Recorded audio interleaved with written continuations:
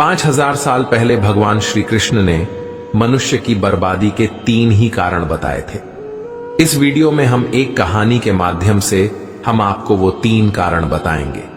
तो चलिए देखते हैं कि वो कौन से 3 कारण हैं जिन्हें करके व्यक्ति बर्बाद हो जाता है। और कहीं आप भी तो नहीं कर रहे ये 3 गलतियां। चलिए शुरू करते हैं। प्राचीन काल में एक नगर के पास के एक जंगल में एक सन्यासी रहते थे। संसार के तमाम आकर्षणों से दूर होकर उसने कई वर्षों की तपस्या से अपनी शक्तियों को जागरूक किया था। वह लोगों की हर समस्याओं का समाधान करता था। धीरे धीरे वह मशहूर होने लगे और यह बात राजा को पता चली। राजा ने सन्यासी से मिलने का फैसला किया और वह सन्यासी से मिले। राजा सन्यासी के बातों से बहुत प्रभावित हुए और उन्हें अपने राज्य में चलने तथा महल में रहने का आग्रह किया।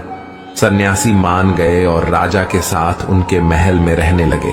कुछ साल तक सन्यासी वहीं रहे। एक दिन राजा और रानी को पड़ोस के राज्य में गया था।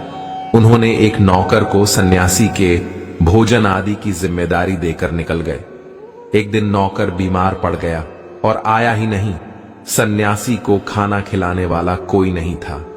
वह इंतजार करता रहा और अंत था वह गुस्से में लाल हो गया। तभी राजा और रानी वापस आए। सन्यासी ने राजा को बहुत डांट फटकार लगाई और कहा कि तुम मेरी जिम्मेदारी नहीं उठा सकते थे तो क्यों मुझे लेकर आए। कुछ दिनों बाद मामला शांत हो गया। कुछ दिनों बाद राजा को फिर से पड़ोस के राज्य में जाना पड़ा। इस बार राजा ने अकेले जाने का फैसला किया और रानी को कड़े निर्देशों के साथ सन्यासी के सेवा के लिए रख दिया। रानी रोज समय पर सन्यासी को खाना भेज देती थी। एक दिन रानी खाना भेजना भूल गई और वह नहाने चली गई। सन्यासी को खाना नहीं मिला तो सन्यासी ने काफी इंतजार के बाद महल में जाने का फैसला किया। मित्रों, वीडियो आगे देखने से पहले अगर आपने अभी तक लाइक नहीं किया है तो जरूर करें। अगर आप श्री कृष्ण के भक्त हैं तो अनादर ना करें। अभी इस पेज को फॉलो करके वीडियो को लाइक जरूर करें और कमेंट में जय श्री कृष्ण अवश्य लिखें। सन्यासी महल में गया और उसकी नजर रानी पर पड़ी। रानी की सुंदरता सन्यासी के मन में घर कर गई। रानी के अद्भुत रूप को देखकर सन्यासी उसे भुला नहीं पा रहा था। उसने खाना पीना छोड़ दिया और कुछ दिन तक ऐसे ही पड़ा रहा। कुछ दिनों बाद राजा वापस लौटे और सन्यासी से मिलने गए। राजा ने कहा, क्या बात है, आप बहुत कमजोर हो गए हैं, क्या मुझसे और कोई भूल हो गई है। तो सन्यासी ने कहा कि नहीं, मैं आपकी रानी की अद्भुत सुंदरता की मोह में डेच गया हूं और मैं उसे भुला नहीं पा रहा हूं और अब मैं रानी के बिना जिंदा नहीं रह सकता। राजा ने कहा, यही बात है ना, मेरे साथ महल में चलिए, मैं आपको रानी को दे दूंगा। राजा सन्यासी को लेकर महल में गए। राजा ने रानी से कहा कि सन्यासी आपकी सुंदरता के दीवाने हो चुके हैं और बहुत कमजोर पड़ चुके हैं और मैं किसी ज्ञानी व्यक्ति की हत्या का पाप अपने सिर नहीं लेना चाहता। क्या आप सन्यासी की मदद करना चाहेंगे? रानी ने कहा, मैं समझ गई क्या करना है। और राजा ने रानी को सन्यासी को सौंप दिया। सन्यासी रानी को लेकर अपनी कुटिया में जाने लगे। रानी ने कहा कि हमें रहने के लिए एक घर चाहिए। सन्यासी ने राजा से कहा कि हमें रहने के लिए एक घर चाहिए। राजा ने उनके लिए तुरंत एक घर उपलब्ध करवाया। सन्यासी रानी को लेकर घर गया। रानी ने कहा, यह घर तो बहुत गंदा है, इसे साफ करवाइए। सन्यासी राजा से कहकर घर को साफ करवाया। राजा के हुक्म से घर को साफ करवा दिया गया। फिर नहा धोकर रानी बिस्तर पर बैठ गई और सन्यासी भी रानी के पास आ गया। रानी ने कहा, क्या आप जानते नहीं कि आप कौन थे और आज आप क्या बन गए हैं? आप एक महान सन्यासी थे जिनके आगे राजा भी झुककर प्रणाम करते थे और आज वासना के कारण आप मेरे गुलाम हो गए हैं।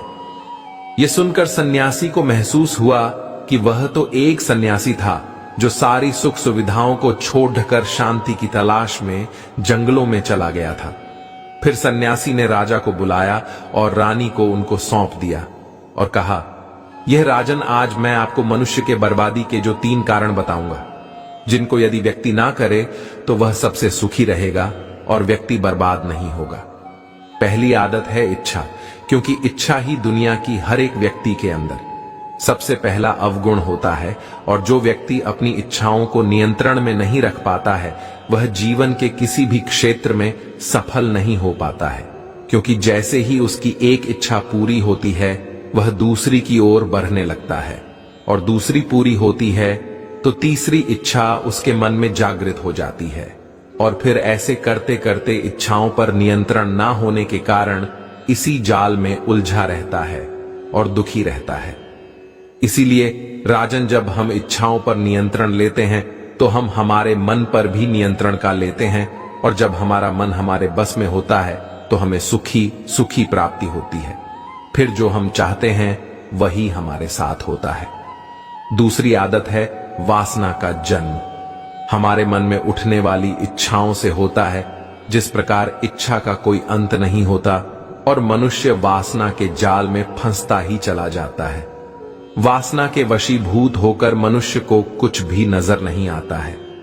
आज तक जितनी भी लड़ाइयां हुई हैं उनका सबसे बड़ा कारण स्त्री को पाने की इच्छा ही रही है।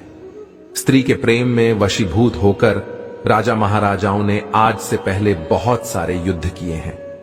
रावण इस संसार का सबसे बुद्धिमान व्यक्ति था, लेकिन उसने भी माता सीता की सुंदरता में आकर अपना सब कुछ बर्बाद कर लिया। उसकी मृत्यु का कारण एक स्त्री ही बनी थी। कई राजा महाराजा तो युद्ध में इसलिए हार गए क्योंकि वो लोग स्त्रियों से रास लीला रचने में ही रह गए। ईश्वर ने तो स्त्री की उत्पत्ति संसार को बढ़ाने के लिए की है, लेकिन आजकल लोगों ने इसे अपनी वासना का शिकार बना लिया है, अपने मनोरंजन का साधन समझने लगे हैं, और जब उन्हें अपना यह मनोरंजन नहीं मिलता तो वो पागल हो जाते हैं और ना जाने क्या क्या कर बैठते हैं। इसीलिए ही राजन, जितना हो सके उतना वासना से दूर रहना चाहिए। तीसरी आदत है क्रोध, क्योंकि जब मनुष्य की वासना की पूर्ति नहीं होती है तो उसके अंदर क्रोध उत्पन्न हो जाता है, और जब व्यक्ति को क्रोध आता है तो उसे पर उसका नियंत्रण नहीं होता है, और फिर वह क्रोध में आकर कई गलत निर्णय ले लेता है।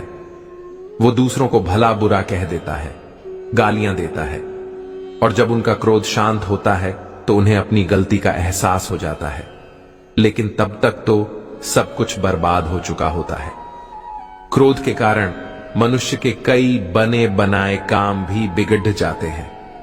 जब मनुष्य के भीतर क्रोध उत्पन्न होता है तो वो अंदर से बहुत कमजोर हो जाता है, और एक कमजोर मनुष्य कुछ भी नहीं कर सकता है, उसे कभी भी सफलता हासिल नहीं हो सकती। क्रोध हमारे भीतर तनाव को उत्पन्न करता है, और अगर एक बार हम तनाव में चले गए तो हमारा पूरा जीवन बर्बाद हो जाता है। दर्शक बंधु, ये वीडियो यदि पसंद आया हो तो वीडियो को लाइक करना ना भूले और पेज को फॉलो जरूर करें। मिलते हैं एक अगली वीडियो में नई चर्चा के साथ। आप सभी का बहुत बहुत धन्यवाद। जय श्री